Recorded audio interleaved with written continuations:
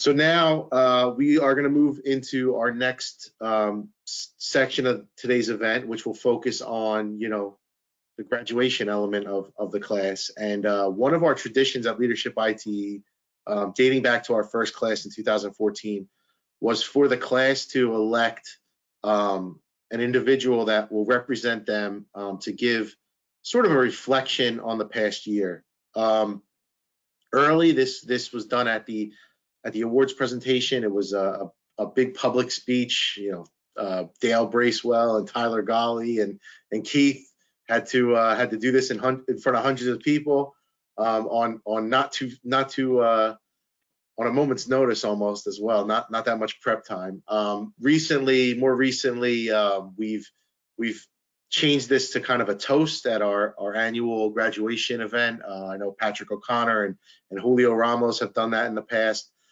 Being that 2020 is a little unique, we figured why not let's do both. So I'd like to hand things back over to Lisa. She's been elected by her classmates to provide a short reflection on their year here. So Lisa, take it away. Well, hashtag thanks COVID, right, Adam? You guys, it's hard to imagine that we've been together for over 70 hours of instruction, not including all the time we spent in our work groups and not including the time we spent at karaoke. On behalf of the entire 2020 Leadership ITE class, I'd like to extend a very special heartfelt thank you to Jeff Paniotti, Shelley Rowe, Adam Allen, Keith Hall, Kathy Driggs, Eunice Soya, Colleen Agan, the International Board of Directors, and all of our team mentors and program sponsors. We couldn't have done this without you. Shelley taught us throughout the class to know who's here. There are public sector employees in academia. There are private sector employees. But I also see working moms, talented musicians, volunteers, skilled outdoors people, and my friends and colleagues who I have no doubt will be a part of the rest of my career. We know who's here, but why are we here? Ultimately, it's to support and influence ITE initiatives like Connected Communities and Vision Zero, but it's also to work together to inspire a culture of inclusion and progress. I'm not sure how many of you knew Shelley before we were able to work with her, but Shelley started at Texas DOT back in 1984, and she went on to lead the US DOT ITS Joint Program Office in 2007. Shelley is an accomplished author, a fierce business owner, and a role model for me ever since I first heard her speak back in 2002. I think it's very relevant to share Shelley's career trajectory here as an example to us all. When we overcome confirmation bias and see someone for their merits rather than their gender, everyone is better for that. Shelley set the example for our Leadership ITE group to overcome challenges like moving an entire curriculum online.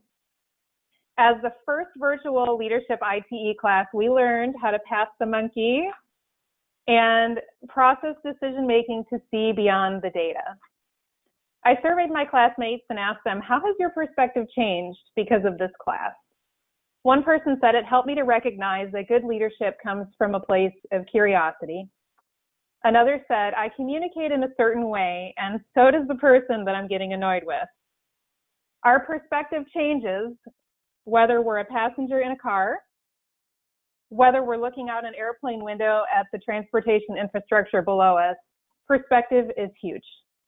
The post-COVID landscape will be different. What hasn't changed is the fact that we still need to ensure safety and mobility for all transportation system users. And this is an exciting time for all of us, and I'm energized to find solutions that can help to make our world a better place. We have a duty and a responsibility as well-educated humans to go out and foster healthy change, not only in our profession, but in our communities, and no effort is too small. I started with who's here. Let's end with who's here. We have award winners here. Congratulations to Priyanka, Becky, and Amy for being included in ITE's 2020 Rising Star class. And a special congratulations from me, a fellow woman who's been told many times over the course of my career that I was in a male-dominated field and I should just give up. And what's unacceptable is that every female colleague I know has a similar story. This can't be the narrative of our future.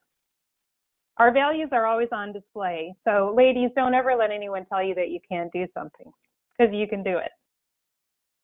We must reach out and help and guide each other, and we must work together to inspire a culture of inclusion and progress. And I'm looking forward to growing and learning with all of you and the 16,000 transportation professionals across the globe.